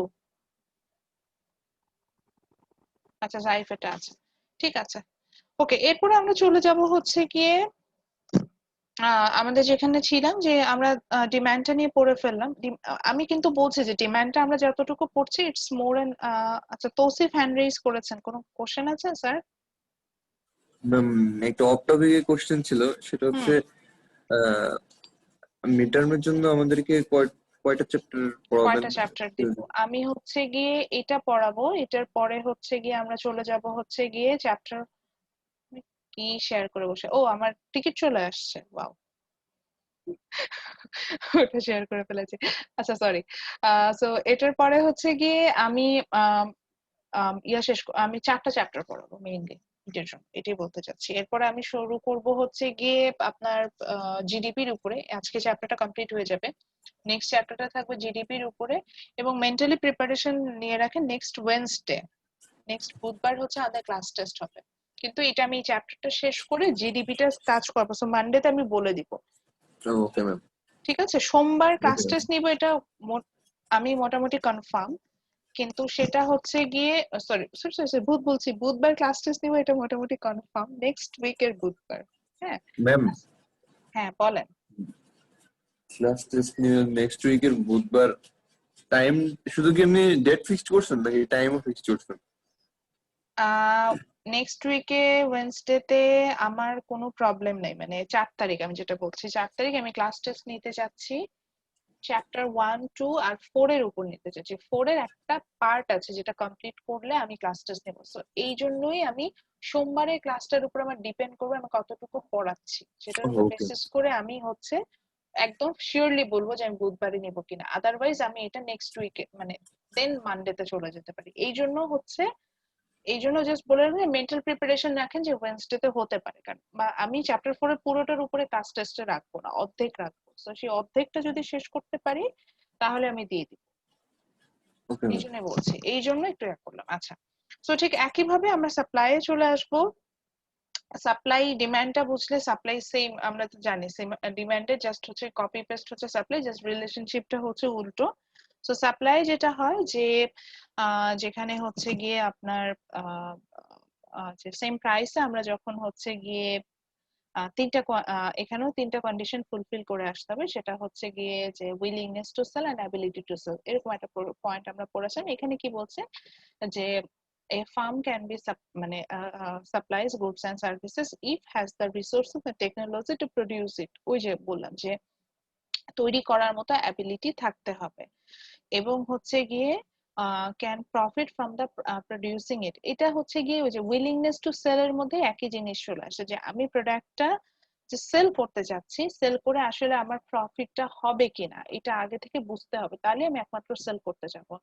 আচ্ছা, অ্যাবিলিটি টু প্রডিউস, এই যে এই প্রশ্নটা আমার 1 and 3 পয়েন্টটা চলে আসে, যে আমার I have the available resources and technology so that আমি এটা প্রডিউস করতে পারবো, and plan to produce it, মানে আমার তো প্ল্যানিংও থাকতে হবে। যেমন আমি আমার ক্লাস নিয়ে এটা সবসময় এক্সাম্পল দিই, কোনো ক্লাসে দেখবেন যে আমি খুব প্রোঅ্যাক্টিভলি ক্লাস নিই, খুব, যেমন আজকে কোনো সমস্যা নেই, কারণ আজকে হচ্ছে, আচ্ছা আপনাদের সাথে একটা সিক্রেট শেয়ার করি, সেটা হচ্ছে আমি রিসেন্ট টাইম যেটা করেছে সোশ্যাল মিডিয়া থেকে দূরে চলে গিয়েছি, সোশ্যাল মিডিয়াটাকে একটু অফ রেখেছি, কোনো রিজন নাই, রিজনটা হচ্ছে এটাই, আমি দেখলাম যে I wasted a lots of time over there. Waste করা বলতে বুঝাচ্ছি যে আমি ব্রেস্ট নিচ্ছি, তখন মনে হলো আচ্ছা ঠিক আছে ঘুমানোর আগে একটু সোশ্যাল মিডিয়াটা দেখি, একটা দুইটা মিডিয়াম না তো অনেকগুলো মিডিয়াম আছে, আর আমি মোর অ্যাক্টিভ অন ম্যাম ইনস্টাগ্রাম। আপনার আইডি ডিঅ্যাক্টিভ দেখলাম হ্যাঁ, আই এম মোর অ্যাক্টিভ সকালে। অন ইনস্টাগ্রাম, সো দেখা যায় কি এটা ওটা দুইটা মিলে দেখতে থাকি, করতে করতে প্রচুর টাইম আমি আমি ওখানে দেখেছি আমার কনজিউম হয়ে যাচ্ছে, so it hampers my mental peace. আমি এইটা একটা বড় রিজন যেই কারণে আমি আসলে ফেসবুক ডিঅ্যাক্টিভেট করেছি, ইনস্টাগ্রাম ডিঅ্যাক্টিভেট করা যায় না, এটা একটা সমস্যা, আদারওয়াইজ আমি ইনস্টাগ্রামও ডিঅ্যাক্টিভেট করে দিতাম। সো ফেসবুক ডিঅ্যাক্টিভেট করেছি, এবং দেখলাম ফেসবুক ডিঅ্যাক্টিভেট করার সাথে সাথে আমার মনের মধ্যে একটা মেন্টাল পিস চলে আসছে। মেন্টাল পিসটা বলতে বুঝাচ্ছি ফেসবুক, আপনি দেখবেন যে ফেসবুক সোশ্যাল মিডিয়া আপনার মনের মধ্যে যেহেতু হচ্ছে গিয়ে অশান্তি ক্রিয়েট, যেমন আমার মানে আমাদের এই যে অশান্তি গুলো কি টাইপের হয়, আমার এই যে অশান্তি হচ্ছে আমি দেখলাম যে আমার ফ্রেন্ড স্কলারশিপ নিয়ে বাইরে চলে যাচ্ছে, বা আমি দেখলাম হচ্ছে গিয়ে ধরেন কিভাবে বুঝাবো, আচ্ছা যে উইলিং মানে কি বলা যায়, যে ওই যে এখানে যেমন বলছে না প্ল্যান টু প্রডিউস ইট, ওরকম একই ভাবে প্ল্যান টু কনজিউম ইট, এরকম একটা পয়েন্ট কিন্তু ডিমান্ডেও আনা উচিত, যে আমি আসলে প্ল্যান করছি যে আমি এটা কনজিউম করবো, এরকম একটা বিষয় থাকা উচিত। সো যেটাতে ছিলাম সেটা হচ্ছে যে সাপ্লাই, তো সাপ্লাই এটাই হবে যে আমার যখন হচ্ছে দুটো পয়েন্ট কি পয়েন্টস আমার অ্যাকচুয়ালি কভার করে আসবে, যেটাকে আমি এখানে তিনটা পয়েন্টস দিয়ে মানে দুটো ক্রাইটেরিয়া কভার করে আসবে। One is I have the ability to produce for the product. So for the ability purposes, I need the available resources and technology to produce it. And yes, I have a certain plan to sell it. মানে আমি এটা produce করবো এবং sell করবো এই ধরনের plan আমার থাকতে হবে, তখন আমি বলবো যে I have the ability. And willingness to sell এর মধ্যে এটাই হচ্ছে যে উইলিংনেসটা আমার তখনই কাজ করবে যখন আমি প্রফিট মেক করতে পারবো। যদি আমি দেখি যে আমার প্রফিটই হচ্ছে না, তখন কিন্তু দেখা যাবে যে আমার মধ্যে কিন্তু উইলিংনেসটা কাজ করবে না, যে আমি প্রোডাক্টটা পারচেস করব কি করব না, এই ধরনের উইলিংনেসটা কিন্তু আমার মধ্যে আসবে না। সো আমি কিন্তু প্রোডাক্টটা পারচেস করতে যাবো না। এবার আসি যে এই রিজন গুলো নিয়ে এখানে কথা বলেছে যে সাপ্লাই, তাহলে আমরা একটু কমনলি আসি। আমি দেখলাম যে আমার দেশে অ্যাভেলেবল টেকনোলজি এন্ড রিসোর্সেস অনেক বেশি আছে, তাহলে কি সেই প্রোডাক্ট আমি বেশি বেশি সাপ্লাই দিব না? যেমন ধরেন আমাদের দেশে আমরা খুব বেশি রেডিমেড গার্মেন্টস প্রোডাক্ট সাপ্লাই দিই, বিকজ রেডিমেড গার্মেন্টস এর জন্য যেই রিসোর্সটা দরকার হচ্ছে that is labour. We are A labour intensive country, আমাদের পপুলেশন অনেক হাই, সো লেবারটা কিন্তু অনেক হাই। সো আমরা কিন্তু বেশি বেশি লেবার আছে বলে আমি লেবার সাপ্লাই দিতে পারছি। আবার ঠিক একইভাবে যখন হচ্ছে গিয়ে রিসোর্সের কথা বলছি, সেটা আমরা পেলাম টেকনোলজি। আমার আরএমজি প্রোডাকশনের জন্য যে টেকনোলজিটা লাগে সেটা আমি অ্যাকচুয়ালি হিউম্যান বেসড, যে মেশিনারিজ গুলো অপারেট করতে হয় সেটা হিউম্যান বেসড। সো মেশিনারিজ গুলো অ্যাভেলেবল, সে কারণে কিন্তু দেখেন আমরা রেডিমেড গার্মেন্টস প্রোডাক্ট অনেক বেশি সাপ্লাই দিচ্ছি। এবার আসি আমাদের দেশে কিন্তু কার আমরা সাপ্লাই করি না, মানে গাড়ি তৈরি কিন্তু বাংলাদেশে হয় না। কারণটা কি? কারণটা হচ্ছে যে অ্যাভেলেবল টেকনোলজি এন্ড রিসোর্সেস নেই। গাড়ি তৈরি করার জন্য যে পরিমাণ টেকনোলজি লাগবে বাংলাদেশে সেটা নাই। আর রিসোর্স বলতে বোঝাচ্ছে যে পরিমাণ স্কিল লেবার আমার লাগবে গাড়ি প্রোডাকশনের জন্য, সেটাও আমার। সো বোথ যখন আমার এখানে মিসিং, তখন আমি কিন্তু হচ্ছে গিয়ে আপনার সাপ্লাইটা দিতে পারছি না। দেন একইভাবে যেহেতু এর আগে আমরা quantity demand versus change in quantity demand versus change in ডিমান্ডের মধ্যে কথা বলেছিলাম, এই জন্য একটু কোয়ান্টিটি সাপ্লাইড এই কথাটা ক্লিয়ার করে দিই। Quantity supplied means the total amount of goods and services that you want to supply or you plan to supply, that's called the quantity supply. যেমন আজকে ক্লাসে আমি কিন্তু একটা টার্গেট নিয়ে ক্লাস নেওয়া শুরু করেছি, যে বললাম যে আমি যেটা নিয়ে কথা বলছিলাম, যেখানে সোশ্যাল মিডিয়া অফ করে দিয়েছি, আমি দেখেছি সোশ্যাল মিডিয়া অফ করার সাথে সাথে আমার মধ্যে একটা কামনেস চলে আসছে। তো যখন আমি কাম হয়ে গিয়েছি, একটা মনের মধ্যে একটা ইনার পিস ফিল করছে, আমার কিন্তু সাপ্লাই বেড়ে গেছে। মানে আমি দেখা যাচ্ছে ক্লাস নিয়ে মজা পাচ্ছি, স্টাডি করে মজা পাচ্ছি, রিসোর্স মানে ম্যাটেরিয়ালস মেক করে মজা পাচ্ছি, যেটা আমার সোশ্যাল মিডিয়া থেকে আমার বারবার কনসেন্ট্রেশন ব্রেক হয়, সেটা আমার হচ্ছে না। So I am happy. ওইটাই বললাম যে আজকে ক্লাসে কিন্তু আমার একটা certain amount of goods and service, আমার মানে এই service obviously this one is service, আমার কিন্তু একটা ইচ্ছা আছে যে আমি আজকে ক্লাসে এইটুকু মানে সাপ্লাই দিব, মানে এতটুকু পড়াবো। তো এই যে যতটুকু গুডস এন্ড সার্ভিস আমি অ্যাজ এ প্রোডিউসার দিতে চাচ্ছি, দ্যাটস কল, মানে ওইটুকু অ্যামাউন্টটাকে আমরা বলছি হচ্ছে গিয়ে গুডস এন্ড সার্ভিস, ওটাই আসছিল কথাটা। Okay, then let's talk about supply curve. So আমার কাছে কি মনে হচ্ছে, ধরেন এখন যদি গ্রিন, এই যে বললাম ডিমোটিভেটিং অনেকগুলো রিজন বললাম, এখন যদি এমন হয় যে গ্রিন ইউনিভার্সিটি আমাকে বললো যে লায়লা তুমি তো অনেক মানে কি বলা যায়, অনেক এফোর্ট দিয়ে ক্লাস নিচ্ছ, তোমাকে খুশি হয়ে হচ্ছে কি আমরা ঠিক করলাম যে তোমাকে হচ্ছে কি একটা রিওয়ার্ড দিব, যে তুমি বেস্ট এমপ্লয়ি অ্যাওয়ার্ড পেয়ে গেলা, ধরেন জাস্ট ফর এক্সাম্পল আমি একটা কথা বলছি, একটা রিওয়ার্ড দিব আমি একটা, বা ধরেন আমার বললো যে তোমাকে একটা ইনক্রিমেন্টস দিব, which means প্রাইস বাড়বে। সো আমি তখন কি হবে, যদি আমাকে এরকম মোটিভেটেড করে বা প্রাইস বাড়ে, তাহলে কি আমি কি সাপ্লাই বাড়াই দিব না, মানে কি আমার মানে কাজের গতি আরো বাড়বে না, বিষয়টা কি অনেকটা এরকম হবে না? সো বেসিক্যালি সাপ্লাইয়ের ক্ষেত্রে যেটা হয় যে as a producer when the price is high, আমাদের যেটা হয় যে we love to supply more, তখন দেখা যাবে যে যদি ইনক্রিমেন্ট হয়, আরো যদি ওয়ার্কলোড পড়ে, তখন কিন্তু আমি তখন সাপ্লাই দিতে যাবো, কারণ আমি জানি যে আমার এক্ষেত্রে আমার বেনিফিটস আছে এবং আমাকে প্রেইজ করছে, আমি কিন্তু সাপ্লাইটা দিতে যাব। যেমন এখন আর একটা নর্মাল এক্সাম্পল আছে, এখন আলুর দাম বেশি, তো আলুর দাম বেশি বলে দেখবেন যে যারা সাপ্লায়ার তারা কিন্তু বেশি বেশি আলু সাপ্লাই দিতে যাবে। বাজারে কিন্তু আলুর অভাব নেই, আপনি আলু কিনেন বা না কিনেন, আলু সাপ্লাই কিন্তু আছে। তো বিষয়টা অনেকটা এরকম যে আপনার যখন প্রাইসটা বেশি, আপনি কিন্তু সাপ্লাই বেশি দিবেন, আপনি দিতে চাবেন, বিকজ আপনার প্রফিট হওয়ার পসিবিলিটি ওখানে হাই থাকে, সো আপনি সাপ্লাইটাও বেশি দিবেন। আর যখন হচ্ছে গিয়ে প্রাইসটা কম, আপনি কিন্তু সাপ্লাই কমাই দিবেন। যেমন এখন ধরে নিচ্ছে আলুর দাম বেশি, কিন্তু পেঁয়াজ রসুনের কিন্তু দাম ওই তুলনায় বেশি না, তো দেখবেন যে বাজারে কিন্তু আলু বেশি পাবেন কিন্তু পেঁয়াজ রসুন ওইভাবে পাবেন না। তো তাহলে আমরা দেখতে পাচ্ছি যে প্রাইসের সাথে সাপ্লাইয়ের একটা পজিটিভ রিলেশনশিপ দেখতে পাচ্ছি। আচ্ছা, সাইফ হ্যান্ড রেজ করেছেন, বলেন। ম্যাম এই ক্ষেত্রে কি এটা কোয়ালিটি ফল করবে না?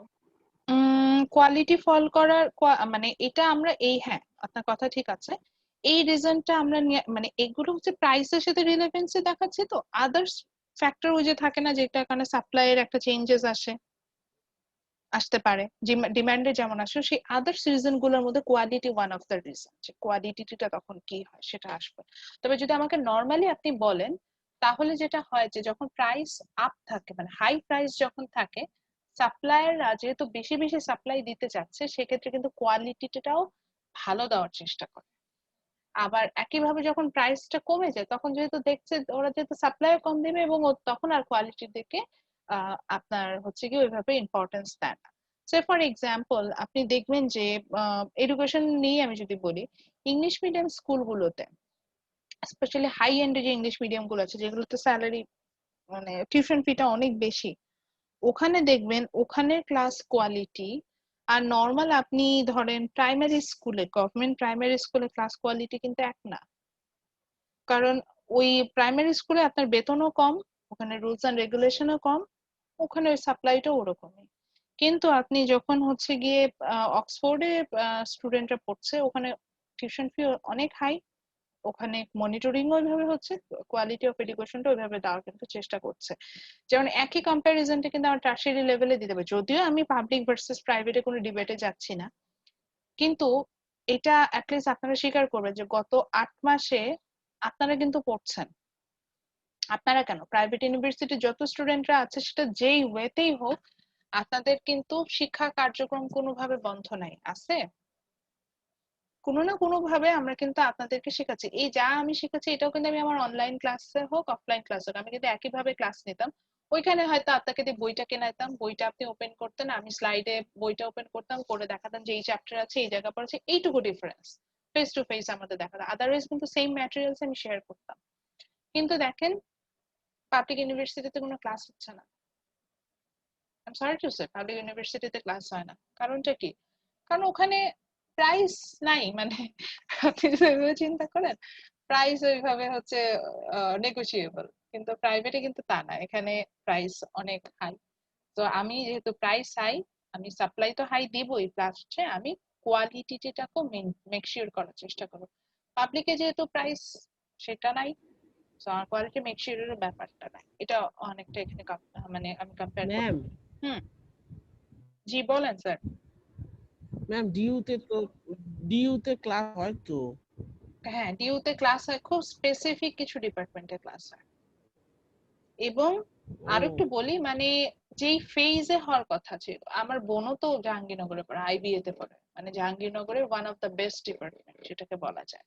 আমি নিজেও তো ইকোনমিক্স এ স্টুডেন্ট ছিলাম, আমার ওটাও one of the best department in Jahangirnagar, বা আমার ফ্রেন্ডরা এখন টিচার আছে। তো ক্লাস হয়, সপ্তাহে একটা ক্লাস হয় বা 2টা ক্লাস হয়। যেখানে আপনার প্রতিদিন 2টা করে ক্লাস হওয়ার কথা, সেখানে সপ্তাহে একটা ক্লাস, এরকম ক্লাস হচ্ছে। এবং অনেক টিচার আছে ক্লাস নিচ্ছেন না, ইচ্ছা হচ্ছে না, নিচ্ছি না।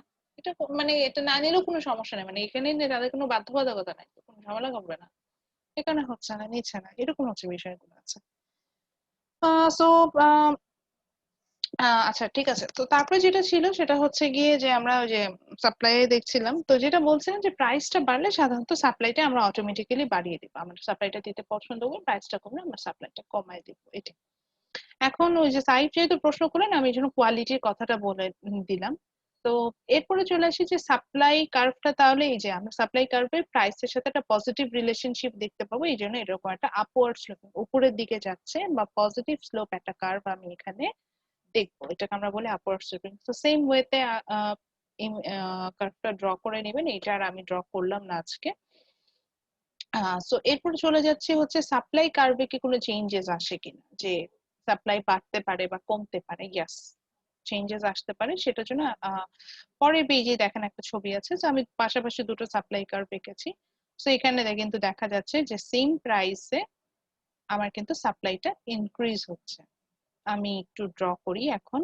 সো এখানে আমরা দেখতে পাচ্ছিলাম যে দুটো প্রাইস আছে, মানে দুটো সাপ্লাই কার্ভ আছে, the blue one is the old one and the pink one is the new one. So আমি সেম প্রাইস দ্যাট ইজ $2.5 প্রাইসে আমি দেখতে পাচ্ছি ওল্ড ওয়ানে সেখানে হচ্ছে গিয়ে আমার সাপ্লাইটা যা সেই অনুযায়ী আমি হচ্ছে 15 ইউনিটস অফ প্রোডাক্ট সাপ্লাই দিচ্ছি। অ্যাট দ্য সেম প্রাইস আমি যখন হচ্ছে গিয়ে নিউ সাপ্লাই কার্ভে যাচ্ছি, এই ই প্রাইমে যখন যাচ্ছি, আমি ওখানে দেখতে পাচ্ছি আমি 30 ইউনিটস অফ প্রোডাক্ট কিন্তু সাপ্লাই দিচ্ছি। সো দেখা যাচ্ছে যে সেম প্রাইসে আমি যখন ডিফারেন্ট সাপ্লাই কার্ভে যাচ্ছি আমার কিন্তু আমার সাপ্লাই বেড়ে গেল। তো এই যে বিষয়টা হলো সেটা হচ্ছে গিয়ে সিম্পলি যদি বোঝার চেষ্টা করি তাহলে হচ্ছে গিয়ে যখন আমরা আগের মতো ডান সাইডে মুভ করি, এটা মনে রাখাটা আরো সোজা, মানে বাহিরের দিকে যাব, ডান সাইডে যখন মুভ করব তার মানে হচ্ছে গিয়ে there is increase in supply, সাপ্লাইটা বাড়বে, ডান সাইডে মুভ করছে এই জন্য সাপ্লাইটা বাড়বে। আর যদি ডান থেকে বামের দিকে আসে, অর্থাৎ এই যে পিঙ্ক কার্ভটা থেকে যদি ব্লু কার্ভের দিকে আসতাম, অর্থাৎ ডান থেকে যদি বামের দিকে আসতাম, তাহলে বুঝতে হবে যে there is decrease in supply, সাপ্লাইটা কমবে। অর্থাৎ ডান সাইডে গেলে বা রাইট ওয়ার্ডে গেলে আমরা বুঝবো যে সাপ্লাইটা বাড়ছে, আর যদি বাম সাইডে যাই মানে লেফট ওয়ার্ডে যাই তাহলে বুঝবো যে সাপ্লাইটা কমে যাচ্ছে। এখন আপনি বললেন যে ম্যাডাম সেম প্রাইসে তো কোনোভাবেই সাপ্লাই বাড়ার কথা না, অ্যাজ এ সাপ্লায়ার তো আমি লস কখনোই করব না, তাহলে কিভাবে এটা হবে? সেই রিজন গুলো এখন আমরা দেখবো এবং সেটা দেখে শেষ করে দেবো। সাপ্লাইয়ের জন্য রিজন গুলো ইজি বলে আমি আজকে এতটুকু পর্যন্ত আসলাম। সো সাপ্লাই রিজন গুলো বলছে হচ্ছে কি একইভাবে price of factors of production, price of the related goods produced, expected future price, number of the supply, technology and state of the nature. সবগুলোই খুব ইজি, মানে আমি না বললে আপনি নিজেই বুঝতে পারবেন। যে আচ্ছা প্রথমটা আসে price of the factors of production. Factors of production means the factors we need to produce the goods and services, which is land, labour and capital, তাই না? তিনটা ফ্যাক্টরস অফ প্রোডাকশন ছাড়া আমরা কোনো প্রোডাক্ট প্রোডিউস করতে পারি না। So যদি আমার এই ফ্যাক্টরস এর প্রোডাকশন গুলোর দাম কমে তাহলে আমি বেশি বেশি সাপ্লাই দিব, কারণ আমার প্রোডাকশন কস্ট কমবে। আর যদি দাম বেড়ে যায় তাহলে আমার প্রোডাকশন কস্ট বেড়ে যাবে, সো আমি কম সাপ্লাই। যেমন এক্সাম্পল হিসেবে বলি, আমরা রেডিমেড গার্মেন্টস বেশি সাপ্লাই দিই কারণ আমাদের দেশে চিপ লেবার পাওয়া যায়, মানে আমার ফ্যাক্টর অফ প্রোডাকশনের দাম কম। দাম কম তার মানে আমার প্রোডাকশন কস্ট কম, যখন প্রোডাকশন কস্ট কমে গেল তাহলে আমি সাপ্লাই বেশি দিচ্ছি। কিন্তু একইভাবে আমরা কাঠ সাপ্লাই দিই না, বা আমরা হ্যাভি কোনো কম্পিউটার আমরা সাপ্লাই দিই না, বাংলাদেশে কম্পিউটার তৈরি হয় না বা কাঠ ওইভাবে তৈরি হয় না, বা তৈরি হয় কম, যে অ্যামাউন্টে তৈরি হওয়ার দরকার ছিল সেটা, ওইটাই বুঝাচ্ছি। বা ধরেন বাংলাদেশে হচ্ছে গিয়ে আমরা স্পেস না, ধরেন আমরা বড় বড় ধরনের ভেহিকেল, ওয়াটার ভেহিকেল যেগুলোকে বলছি, সেগুলো আমরা জাহাজ এগুলো তৈরি করি না, কারণ হচ্ছে কি এগুলো তৈরি করতে যে পরিমাণ এখানে লেবার দিয়ে কাজ হবে না, এখানে বড় বড় মেশিনারিজ ইকুইপমেন্ট হবে, ওগুলো হচ্ছে খুবই এক্সপেন্সিভ বাংলাদেশের জন্য, যেগুলো আমরা আমাদের প্রোডাকশন কস্ট বাড়ায় দেবো, আমরা এগুলো তৈরি করছি। আচ্ছা, তারপরে আসে হচ্ছে যে price of the related goods produce. ওই একইভাবে সাবস্টিটিউট আর কমপ্লিমেন্টস এর মতো চিন্তা করতে হবে, যে সাবস্টিটিউট প্রোডাক্টের যদি দাম বাড়ে তাহলে হচ্ছে গিয়ে আমি যেহেতু সাবস্টিটিউট প্রোডাক্ট মানে রিলেটেড প্রোডাক্ট বলতে বুঝছি, ধরেন সাপোজ পেপসি আর কোকা কোলা, এখন আমি যদি দেখি যে পেপসির সাপ্লাই বেড়ে গেছে, তাহলে কিন্তু আমি কোকা কোলা কোম্পানি আমি মার্কেট ধরে রাখার জন্য হলে সাপ্লাই বাড়ানোর চেষ্টা করব। আবার যদি দেখি পেপসি সাপ্লাই কমে গেছে, তখন আমি দেখলাম যে আমার তো আছে, আমি আমার মতো করে সাপ্লাই দিব। বিষয়টা অনেকটা এরকম হয়ে যায়। তো সেখানে প্রাইসের সাথে মানে মার্কেট শেয়ারটা ধরে রাখার জন্য আমরা কিন্তু অনেক ক্ষেত্রে এই কাজটা করে থাকি। দেন একইভাবে এক্সপেক্টেড ফিউচার প্রাইস, আপনি সাপ্লায়ারের এন্ড থেকে চিন্তা করেন, আমি যদি জানি ভবিষ্যতে আমার প্রোডাক্টের দাম কমে যাবে, তাহলে কি আমি ভবিষ্যতের জন্য প্রোডাক্টটা জমায় রাখবো? উল্টা করব, আমি দেখলাম যে ভবিষ্যতে দাম বেড়ে যাবে, আমি কিন্তু প্রেজেন্টই ওটা বেশি বেশি সেল করে দেওয়ার চেষ্টা করব। আর যদি আমি দেখি যে ভবিষ্যতে দাম কমবে, তাহলে কিন্তু হচ্ছে সরি ভবিষ্যতে দাম বাড়বে, তাহলে কিন্তু আমি বর্তমানে সেটা সাপ্লাইটা কমাই দিব। যেমন হচ্ছে গিয়ে আলু এখন বেশি বেশি সাপ্লায়াররা সাপ্লাই দিতে যাচ্ছে, কারণ তারা জানে ভবিষ্যতে দাম কমে যাবে। কিন্তু আপনি যদি পেঁয়াজের দিকে যান, পেঁয়াজ রসুন ওগুলোর কিন্তু সাপ্লাই তেমন একটা নাই, কারণ ওদের একটা এক্সপেকটেশন আছে আলুর দাম যখন কমবে তখন দাম বাড়া শুরু করবে হচ্ছে পেঁয়াজ রসুন, কারণ ওগুলো সাপ্লাই বেশি। বিষয়টা এরকম। তারপরে একই কথা বাংলাদেশে যেটার জন্য কাজ করে না, that is the number of supplier. একই জিনিস, অনেক বেশি সাপ্লায়ার আছে, এই কারণে বাংলাদেশে সাপ্লাইটা ওইভাবে কাজ করে না। বেশি বেশি সাপ্লায়ার থাকা মানে হচ্ছে বেশি বেশি মানে প্রোডিউসার আছে বেশি, তার মানে আমরা বেশি বেশি সাপ্লাই হবে, প্রোডিউসার কম তো সাপ্লাই কম। দেন একইভাবে টেকনোলজির ফ্যাক্টরস অফ প্রোডাকশন একই সাথে ইউজ হয়, সেটা হচ্ছে টেকনোলজি ভালো হলে আমার কস্ট অফ প্রোডাকশন কমে আসবে, তখন হচ্ছে গিয়ে আমি বেশি বেশি সাপ্লাই দিব। টেকনোলজি যদি নেগেটিভ টেকনোলজি আমরা অ্যাডাপ্ট করি, সেক্ষেত্রে হচ্ছে গিয়ে আমার কস্ট অফ প্রোডাকশন কমে আসবে, সরি বেড়ে যাবে, তখন কিন্তু আমি সাপ্লাইটা বাড়াই দিব, সরি কমাই দিব, সরি এভাবে বলছি। তো এখন প্রশ্ন হলো ম্যাডাম ওই একই জিনিস পার্কিং স্যার কি ওই যে আগের মতো যেমন একটা বক্স করা ছিল, যে বক্স দিয়ে হচ্ছে গিয়ে আমরা চেঞ্জ ইন ডিমান্ডটা দেখেছিলাম, ওরকম করে কি পার্কিং একই কাজ করেছে কিনা সাপ্লাইয়ের ক্ষেত্রে? ইয়েস, সাপ্লাইয়ের ক্ষেত্রে উনি সেম কাজটা করেছে, এবং ওই একই এনার্জি বার দিয়ে দেখাচ্ছে, ওই যে চকলেট দিয়ে, যে একটা এনার্জি বারে ডিমান্ড কখন কমবে বাড়বে, ওই পয়েন্ট আউট গুলো করে দেখিয়েছে। যেমন আমি একটা দিয়ে দেখাই, সেটা হচ্ছে গিয়ে যে বলছে যে the price of the factors of production used to energy bars rises. So এই যে price of the factors of production যখন বেড়ে গেল, তখন আমরা কিন্তু obviously এনার্জি বারটার প্রোডাকশন কস্ট বাড়ছে, তার মানে আমি এনার্জি বারের সাপ্লাই কমাই দেবো। এই জন্য বলা হয় যে supply decreases if the production cost is high, আবার supply increases if the production cost is low. So এইভাবে কিন্তু পয়েন্ট আউট করে আপনি রিজন গুলো খুঁজে পাবেন। So that's it from today's class. আজকে ক্লাসে যা যা পড়লাম সেগুলো হচ্ছে গিয়ে একই জিনিস, রিভিউ কোশ্চেন পাবেন। ডিমান্ডের শেষেও এরকম একটা রিভিউ কুইজ একটা পোর্শন আছে, যেখানে ছোট ছোট কোশ্চেন গুলো আছে, সেখান থেকে আমি প্রশ্ন করব। যেমন এখানে ধরুন আমি রিভিউ কোশ্চেনে যেটা দেয়, define quantity supplied of goods and services. Quantity supplied কি, যে আমি শুরুতেই বলছিলাম যে the amount of goods and service you are going to supply, এরকম। তারপরে এখানে হচ্ছে গিয়ে যে list the influences on selling plan. আচ্ছা, মেইন কথা হচ্ছে কি এখানে ফ্যাক্টরস গুলো নিয়ে কথা হচ্ছে, বাকিগুলো হচ্ছে কি যে the factors for change in supply curve, ওগুলো নিয়ে কথা বলেছে। তো ওখান থেকে কিন্তু আমি প্রশ্ন করতে পারি। সো আজকে ক্লাসে যা যা পড়ালাম এখান থেকে আমি বলি যে আমি প্রশ্নটা কোথা থেকে করব, ডিমান্ড থেকে করতে পারি, মানে দুইটারই সেম জিনিস হবে, ডেফিনেশন আসতে পারি। দেন রিলেশনশিপটা বলতে বোঝাচ্ছে যে কার্ভের যে relationship, is it positive slope আর নেগেটিভ স্লোপ। অবভিয়াসলি এখানে ডিমান্ড থেকে আসলে প্রশ্নটা করি যে why the demand curve is a downward sloping curve. So এটার এক্সাম্পল ওই যে প্রাইসের সাথে যে নেগেটিভ রিলেশনশিপটা আছে, বা income effect and substitution effect, এটা দিয়ে যে এক্সপ্লেনেশন দেওয়া যায় ওটাতে আমরা আসি। এরপরে আসি হচ্ছে law of demand, law of supply. Law of ডিমান্ডে যেটা হয় যে প্রাইসের সাথে নেগেটিভ রিলেশনশিপ আছে সেটা দেখাবো, ল অফ সাপ্লাইতে যে প্রাইসের সাথে পজিটিভ রিলেশন, প্রাইস বাড়লে সাপ্লাই বাড়ে, প্রাইস কমলে সাপ্লাই কমে, এটা বলতে হবে। দেন আসে হচ্ছে ফ্যাক্টরস। সো ফ্যাক্টরস আমরা ডিমান্ডের ফ্যাক্টরস গুলো দেখলাম, like income, price of the related goods, the number of buyer in market, population। ঠিক একইভাবে সাপ্লাই আমরা রিজন গুলো দেখলাম, যে price of factors of production, weather condition, number of the supplier in market, expected future price, একই জিনিস। এই reason গুলো নিয়ে প্রশ্নগুলো করব। এবং ডিমান্ড সাপ্লাই থেকে প্রশ্ন করা মানে আমি অ্যাসাইনমেন্ট দিই আর যাই দিই, অবশ্যই আমি এক্সপেক্ট করব যে সেখানে হচ্ছে গিয়ে আপনি কিন্তু ছবিটা আঁকবেন, অর্থাৎ যে ছবিটা আসবে সেটা আমরা ড্র করব।